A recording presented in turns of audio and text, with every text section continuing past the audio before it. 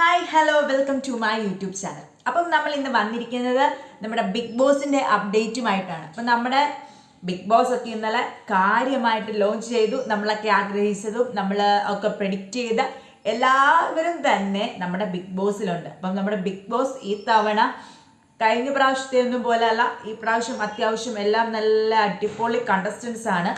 അതുകൊണ്ട് നമുക്ക് മുമ്പോട്ടുള്ള ഗെയിംസ് ഒക്കെ എങ്ങനെയാണ് എന്ന് നമുക്കറിയാം. അതുപോലെ പ്രണയത്തിനുള്ള സ്കോപ്പ് ഉണ്ടോ എന്ന് ചോദിച്ചാൽ ഉണ്ട്, ഇല്ലേന്ന് ചോദിച്ചാൽ ഇല്ലാത്തൊരു സാഹചര്യത്തിൽ കൂടെയാണ് പോകുന്നത്. അതുകൊണ്ട് നമുക്കറിയില്ല. നമ്മളെ സ്കോപ്പുള്ള കുറേ പേരൊക്കെ നമ്മളൊക്കെ മൈൻഡിൽ കാൽക്കുലേറ്റ് ചെയ്ത് വെച്ചിട്ടുണ്ട്.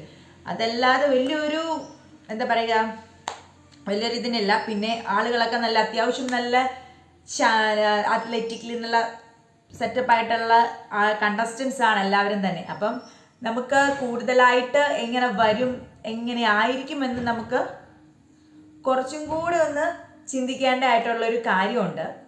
അപ്പം നമുക്ക് മുമ്പോട്ടുള്ള ദിവസങ്ങളിൽ നമുക്ക് ഇനിയിപ്പം എന്താണ് അവിടെ സംഭവിക്കാൻ പോകുന്നതെന്ന് നമുക്കറിയാം. അപ്പം നമ്മൾ ഇന്നലെ കണ്ടു, നമ്മൾ ആദ്യമായിട്ട് നമ്മുടെ ലാലേട്ടൻ ഇൻട്രൊഡ്യൂസ് ചെയ്ത് നമ്മളെ ബിഗ് ബോസ് ഹൗസിലേക്ക് പോയത് നമ്മുടെ കോമണർ ആയ അനീഷാണ് ആദ്യം പോയത്. പുള്ളി അവിടെ ചെന്ന് പുള്ളി അതൊക്കെ ഒന്ന് കണ്ടു, വീക്ഷിച്ചു, അവിടെ നിന്നു. അത് കഴിഞ്ഞപ്പോൾ പുറകെ വന്നത് നമ്മുടെ അനുമോളാണ്. അനുമോളെ നമുക്ക് എല്ലാവർക്കും അറിയാം, നമ്മുടെ ധമാർ പടാർ അല്ലെങ്കിൽ സ്റ്റാർ മാജിക് കൂടെ ഒക്കെ ഫ്രെയിമാണ്. പിന്നെ പുള്ളിക്കാരിക്ക് യൂട്യൂബ് ചാനലൊക്കെ ഉണ്ട്. അതുപോലെ പുള്ളിക്കാരി സീരിയൽസിലുമൊക്കെ പുള്ളിക്കാരി എന്ന് വെച്ചാൽ എല്ലാവർക്കും ഒത്തിരി ഇഷ്ടമുള്ള ഒരു ഫെയിമാണ്. ഞാൻ പറയുന്നത് പുള്ളിക്കാരിയുടെ ഇഷ്ടം, പുള്ളിക്കാരിയോടുള്ള ഇഷ്ടമൊന്നും ഇതിൽ കൂടെ പോവാതിരിക്കട്ടെ. പക്ഷെ എനിക്ക് തോന്നുന്നു നല്ലൊരു രീതിയിൽ കളിക്കും, കാര്യങ്ങളൊക്കെ മുന്നിലേക്ക് പോകുമെന്ന് നമുക്ക് വിചാരിക്കാം. അത് കഴിയുമ്പോഴത്തേക്കും പിന്നെ ഉള്ളത് നമ്മുടെ ലെസ്ബിയൻ കപ്പിൾസായ ആദില ആൻഡ് നൂറയാണ്. ഇവരുടേത് എന്ന് വെച്ച് കഴിഞ്ഞാൽ ഇവർ വരുന്നത് ആദ്യം ചിലരെ പ്രഡിക്ഷൻ ലിസ്റ്റിലൊക്കെ ചിലപ്പം രണ്ടിൽ ഒരാളാണോ രണ്ടു പേരും വരുമോ എന്നൊക്കെ ഉള്ള സംശയങ്ങളും ഒക്കെ നമ്മൾ കണ്ടിരുന്നു. പക്ഷെ എന്താണെങ്കിലും രണ്ടു പേരും കൂടെയാണ് വന്നിരിക്കുന്നത്. അപ്പം നമുക്ക് ഈ ലെസ്ബിയൻ കപ്പിൾസ് ആയതുകൊണ്ട് തന്നെ ഇവർ രണ്ടുപേരും പെൺകുട്ടികളാണ്. അപ്പം ഇവർ രണ്ടുപേരും എങ്ങനെ ഓരോ കാര്യങ്ങൾ എങ്ങനെ മാനേജ് ചെയ്യുന്നു എന്നും ഒക്കെ നമുക്ക് കാര്യങ്ങൾക്കൊക്കെ മനസ്സിലാക്കാം. കാരണം നോർമലി നമ്മുടെ വീട്ടിൽ ഭാര്യയും ഭർത്താവും ആണും പെണ്ണുമാണ്. അപ്പം ഭാര്യമാർക്ക് ഇന്നീന്ന പണി, ഭർത്താക്കന്മാർക്ക് ഇന്നീന്ന പണി എന്നൊക്കെ അഡ്ജസ്റ്റ് ചെയ്താണല്ലോ നമ്മൾ ജീവിക്കാറ്. അപ്പം നമ്മുടെ കാര്യങ്ങളൊക്കെ മുമ്പോട്ട് പോകുന്നത് അങ്ങനെയാണ്. ഇപ്പം ഇവിടെ ഇവർ രണ്ടുപേരും പെൺകുട്ടികളായതുകൊണ്ട് തന്നെ ഇതൊക്കെ എങ്ങനെ ഒന്ന് മാനേജ് ചെയ്യുന്നു, ഓരോ കാര്യങ്ങൾ വരുമ്പം ഗെയിമും കാര്യങ്ങളും ഒക്കെ മുമ്പിലേക്ക് വരുന്നുണ്ട്. അപ്പം അതൊക്കെ എങ്ങനെ പോകുന്നു എന്നൊക്കെ നമുക്കൊന്ന് കുറച്ച് കഴിയുമ്പോഴത്തേനും നമുക്ക് വിലയിരുത്താൻ പറ്റും, മനസ്സിലാക്കിയെടുക്കാനും പറ്റും. പിന്നെ വന്നത് ആര്യൻ ഖത്തറ അങ്ങനെ എന്തോ ഒരു എന്താണെങ്കിലും ഒരു മോഡലാണ് പുള്ളിക്കാരൻ. നല്ല സ്റ്റൈലിഷ് ലുക്കിലൊക്കെയാണ് വന്നിരിക്കുന്നത്. കഴിഞ്ഞ പ്രാവശ്യത്തെ നമ്മുടെ ബിഗ് ബോസിലെ അർജുനെ പോലെ ഒരാളാണ്. ഓക്കെ, അപ്പം പിന്നെ ഉള്ളത് നമ്മുടെ കലാഭവൻ സരികയാണ്. പുള്ളിക്കാരൻ നമ്മുടെ സ്റ്റാൻഡപ്പ് കോമഡിയിലും ഇതിലൊക്കെ വന്ന നല്ല കോമഡി ഇതൊക്കെ ആയിട്ട് എനിക്ക് തോന്നുന്നു അത്യാവശ്യം കാര്യങ്ങളൊക്കെ ഒരു ഹാൻഡിൽ ചെയ്യാനും ഒരു അത്യാവശ്യം എല്ലാ കാര്യങ്ങൾക്കും ഉള്ള ഒരു നല്ല കേപ്പബിലിറ്റി ഒക്കെ ഉള്ള ഒരു പുള്ളിക്കാരിയാണ്. അപ്പം പുള്ളിക്കാരിയെ നല്ലൊരു സ്മാർട്ട് അത്യാവശ്യം കാര്യങ്ങളൊക്കെ ചെയ്യാനും ഇതിലെല്ലാം വന്ന് ഓരോന്നൊക്കെ ചെയ്തും പിറക്കിയെല്ലാം ആള് നല്ല ബോൾഡായിട്ടുള്ള ഒരു ക്യാരക്ടറാണ് കലാഭവൻ സരിക എന്ന് പറയുന്നത്. പിന്നെ നമ്മുടെ അക്ബർ ഖാനാണ്. അക്ബർ ഖാൻ നല്ലൊരു പാട്ടുകാരനാണ്. അതുകൊണ്ട് തന്നെ വലിയ ബഹളത്തിനും ഒച്ചപ്പാടിനും പോകില്ല എന്ന് നമുക്ക് വിചാരിക്കാം. കാരണം എന്താണെന്ന് വെച്ച് കഴിഞ്ഞാൽ പാട്ടാണല്ലോ പുള്ളിയുടെ മുമ്പോട്ടുള്ള ഒരു ജീവിതവും വഴികാട്ടിയൊക്കെ. അപ്പം അങ്ങനെയൊക്കെ ഉള്ളപ്പം ഒച്ചയൊക്കെ ഒത്തിരി എടുത്ത് സൗണ്ടൊക്കെ കളയാനൊന്നും ആരും വലിയ ഇത് കൊടുക്കില്ല. അതുകൊണ്ട് തന്നെ നമുക്ക് പ്രിഡിക്റ്റ് ചെയ്യാം പുള്ളി വലിയ ഇഷ്യൂസിനും ബഹളത്തിനും ഒച്ചപ്പാടിനും പോകില്ലായിരിക്കാം എന്ന് നമുക്ക് വിചാരിക്കാം. പിന്നെ അടുത്തതാണ് RJ ബിൻസിയാണ്. RJ ബിൻസി വന്നത് തന്നെ പ്രാർത്ഥനയും കാര്യങ്ങളും ഒക്കെ ആയിട്ടാണ്.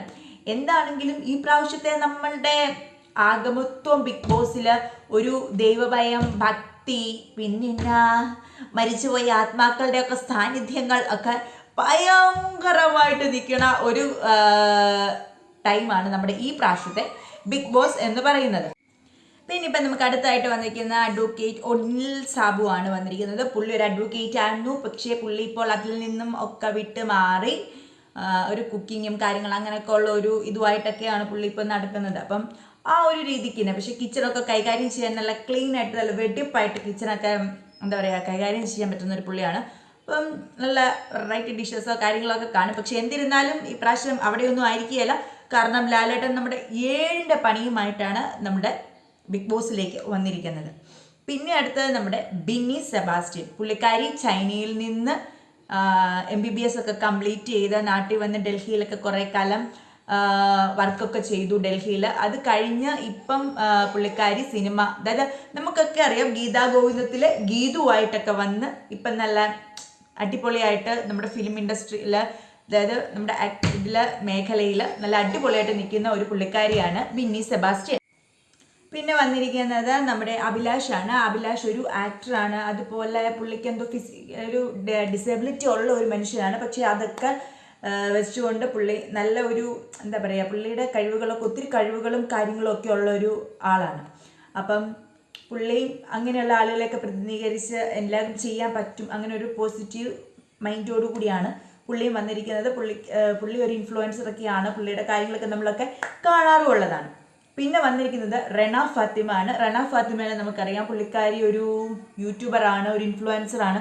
പുള്ളിക്കാരി ഇങ്ങനെ എന്താ പറയുക 14 വയസ്സ് തൊട്ട് സെൽഫ് ഏബിൾഡ് ആണ്. പുള്ളിക്കാരി ഇങ്ങനെ ബൈക്കിലൊക്കെ ഇങ്ങനെ ഒത്തിരി കറക്കവും കാര്യങ്ങളും ഒക്കെ ആയിട്ട് കുളുമണലയിൽ ഇങ്ങനെ പോകുന്നതൊക്കെ ഒത്തിരി വീഡിയോസൊക്കെ നമ്മൾ കണ്ടിട്ടുണ്ട്. കൂടെ ഒരു ചെറുക്കൻ കൊച്ചുമുണ്ട്. അവർ രണ്ടുപേരും കൂടെ ഇങ്ങനെ കറക്കമാണ്. കൂടുതലും അങ്ങനെയുള്ള വീഡിയോസൊക്കെയാണ് കാണുന്നത്. പിന്നെ ഉള്ളത് മൂഞ്ചി രഞ്ജിത്താണ്. നമുക്ക് മൂഞ്ചി രഞ്ജിത്തിനെ അറിയാം, നല്ലൊരു കോമഡിയനാണ്, നല്ല ഒരു എന്താ പറയുക നല്ലൊരു പേഴ്സണാലിറ്റി ഒക്കെ ഉള്ള ഒരു മനുഷ്യനാണ്. ഇനിയിപ്പോൾ നമ്മുടെ ബിഗ് ബോസിൽ വന്നു കഴിയുമ്പോൾ പുള്ളിയുടെ അവസ്ഥ എന്താണ് എന്നുള്ളത് നമുക്ക് ആർക്കും അറിയില്ല.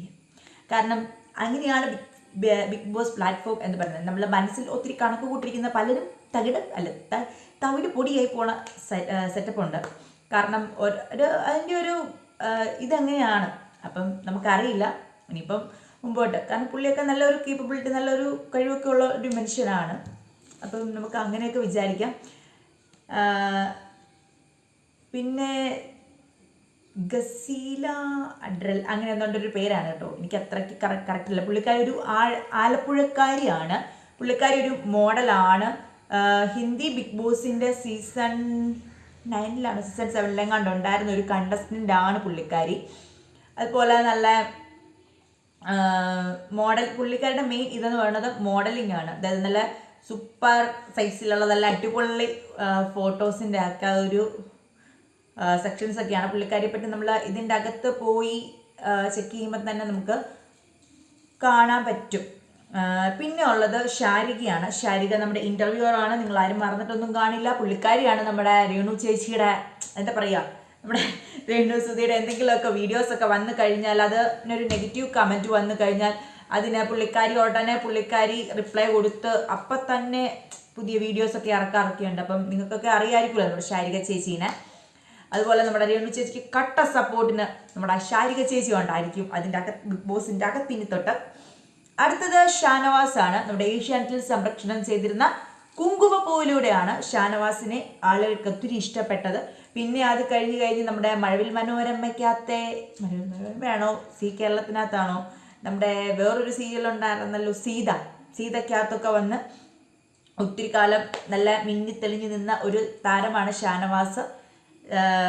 പിന്നെ അടുത്തതായിട്ട് വന്നിരിക്കുന്നത് ചൈത്യ സന്തോഷിനെ ഒരു അഡ്വക്കേറ്റ് ആണ്. ഇപ്പോൾ കേരള ഹൈക്കോർട്ടിൽ പ്രാക്ടീസ് ചെയ്യുന്നുണ്ട്. പിന്നെ അതുപോലെ നമ്മൾ ആരും ചൈത്യ സന്തോഷിനെ മറന്നിട്ട് കാണില്ല. കാരണം നമ്മുടെ കോമഡി സ്റ്റാർസിൻ്റെ അകത്ത് വന്നിട്ട് 2ാം സ്ഥാനമോ എന്തോ കിട്ടിയെന്നും പറഞ്ഞുകൊണ്ട് നമ്മുടെ ശ്വേതാ മേനോൻ കൊടുത്ത ട്രോഫി നിരസിച്ചിട്ട് പോയി. അതിന് 2ാം സ്ഥാനമോ 5ാം സ്ഥാനമോ കണ്ട് കിട്ടിയെന്ന് പറഞ്ഞുകൊണ്ട് അവർ അമ്മയും മകളും കൂടെ ട്രോഫി നിരസിച്ചിട്ട് പോയത് നിങ്ങൾ ആരും മറന്നിട്ട് കാണില്ല. ആ സതേ ചൈത്യ സന്തോഷാണ് ഇവിടെ.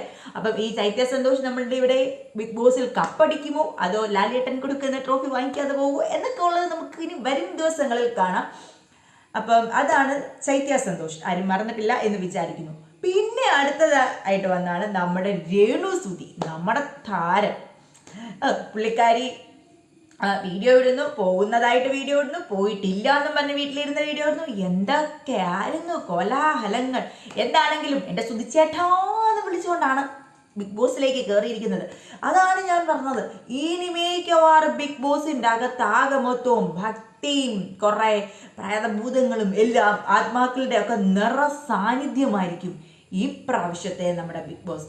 അതായത് നമ്മുടെ ബിഗ് ബോസിൽ ഈ പ്രാവശ്യം നമ്മളോരോ മന്ത്രങ്ങളൊക്കെ ഉരുവിടുന്ന പോലെ കേൾക്കാൻ പോകുന്ന ഒരു പേരാണ് നമ്മുടെ സുധിച്ചേട്ടൻ. അപ്പം നമുക്ക് നമ്മുടെ രേണു ചേച്ചിയുണ്ട്. അടുത്തതാണ് നമ്മുടെ അംബാനി ശരത്. നമ്മുടെ അംബാനി ശരത് നമ്മളാരുമല്ല, അങ്കമാലി ഡയറീസിലെ നല്ലൊരു ആക്ടറായിരുന്നു, നല്ലൊരു വ്യക്തിത്വമൊക്കെയാണ്. അപ്പം പുള്ളിയാണ്. പിന്നെ അങ്ങനെ 19-20 കണ്ടസ്റ്റൻസോട് കൂടിയാണ് നമ്മുടെ ഈ പ്രാവശ്യത്തെ ബിഗ് ബോസ് ജേർണി സ്റ്റാർട്ട് ചെയ്തിരിക്കുന്നത്. എന്താണെങ്കിലും അത് കഴിഞ്ഞപ്പോഴത്തേനുമാണ് നമ്മുടെ ലാലേട്ടൻ വന്നിട്ട് ആദ്യം അവർ ചെയ്ത ഒരു ഗെയിം ഉണ്ടായിരുന്നല്ലോ, കണ്ണൊക്കെ കെട്ടി വന്നിട്ട് ബിഗ് ബോസിൻ്റെ ഇതിൽ വന്ന് തൊട്ട് അങ്ങനെ ഒരു ഗെയിം ഉണ്ടായിരുന്നു. അപ്പം അതിൻ്റെ അകത്ത് ഏറ്റവും കുറവ് സെക്കൻഡ്സ് കൊണ്ട് ചെയ്യിച്ചത് ഷാനവാസും ബിന്നിയും പിന്നെ ഒരാളുണ്ടായിരുന്നല്ലോ നമ്മുടെ മോഡലായിട്ടുള്ള ആര്യനുമായിരുന്നു. അപ്പം ഇവർക്ക് 3 പേർക്കുമാണ് ഒരു ബാൻഡ് കൊടുത്തായിരുന്നു കയ്യിൽ കെട്ടാനായിട്ട്. അപ്പം അത് പോകാതെ സൂക്ഷിക്കണം എന്നുള്ളതാണ് ടാസ്ക്. അപ്പം ആദ്യം അവർക്ക് വന്ന പെട്ടിയിൽ ഏതാണ്ടൊക്കെ കച്ചറ വിച്ചറ സാധനങ്ങളൊക്കെ ആയിരുന്നു. അങ്ങനെയൊക്കെ വന്ന് അവരുടെ സ്വന്തം പെട്ടി കിട്ടണമെങ്കിൽ അവരിത് എടുക്കണം, അങ്ങനെയൊക്കെ കുറേ റൂൾസൊക്കെ ഉണ്ട്. അപ്പം ആദ്യത്തെ ഗെയിം അങ്ങനെ തുടങ്ങി, അവിടെ അടിയും ബഹളമൊക്കെ ആയി. അത് കഴിഞ്ഞ് പിന്നെ എനിക്ക് തോന്നുന്നു 9:30, 10, 11 ആയി കഴിഞ്ഞപ്പോഴത്തേനും എല്ലാവരും പോയി കിടന്നിട്ടുണ്ട്.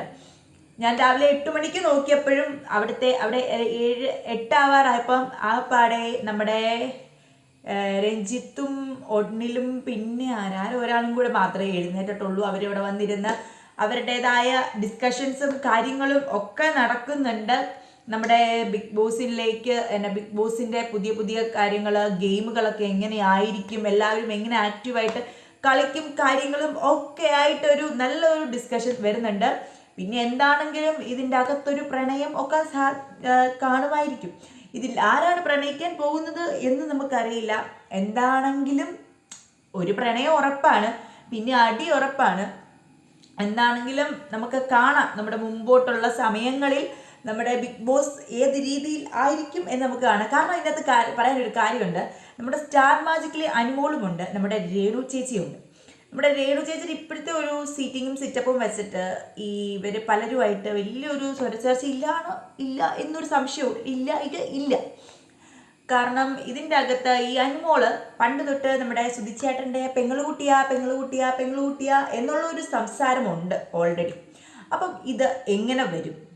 ഇവർ തമ്മിലുള്ള വഴക്കുണ്ടാകുന്നു, അതോ ഇവരെല്ലാവരും കൂടെ നമ്മുടെ രേണു ചേച്ചിയെ സപ്പോർട്ട് ചെയ്യുമോ, എന്നിട്ട് മുമ്പോട്ട് പോകുമോ? ഇതൊക്കെ അറിയണമെങ്കിൽ നമ്മൾ ഇനി വരും ദിവസങ്ങളിൽ നമുക്ക് ബിഗ് ബോസിൽ കാണാം.